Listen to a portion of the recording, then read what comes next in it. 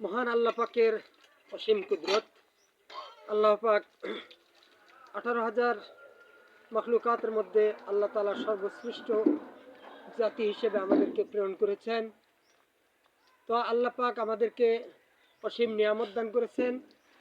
তার মধ্যে এই যে একটা নিয়ামত, এটার মধ্যে একটা ফল ধরে সুন্দরভাবে কয়েকটা ফুল আসছে দেখা যায়।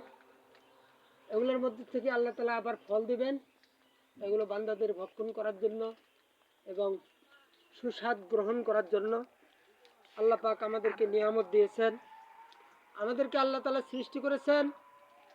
তার মধ্যে সুন্দর নাক, মুখ, হাত, চক্ষু, কান ইত্যাদি জিনিস দিয়েছেন।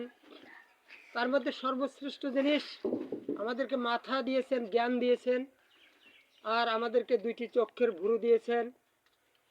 আমরা মায়ের পেট থেকে পড়ার পর থেকে সব লোমগুলো আমাদের সঙ্গেই ছিল, লোম নিয়েই সৃষ্টি হয়েছি।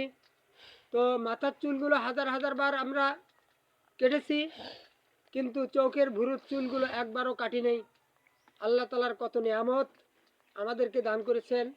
মাথার চুলের মতো যদি চোখের ভুরুর চুলগুলো এরকম বড় হইতেই থাকতো, তাহলে আমাদের চোখ দুটো ঢেকে যেত, আমরা কোনো খাবার দেখতে পারতাম না, ভালো খাবার খাইতে পারতাম না, কোনো কোরআন হাদিস পড়তে পারতাম না, আল্লাহ তাআলার নিয়ামত সম্পর্কে ভালো পরিষ্কার বুঝতে পারতাম না। আল্লাহ পাক আমাদেরকে সেই দিক থেকে ঈমান আনার তৌফিক দান করুক এবং সকল ভাইয়েরা এই ঈমানি কথাগুলো মনোযোগের সহিত শুনি এবং লাইক শেয়ার করে সকলের মাঝে পৌঁছাই দেই।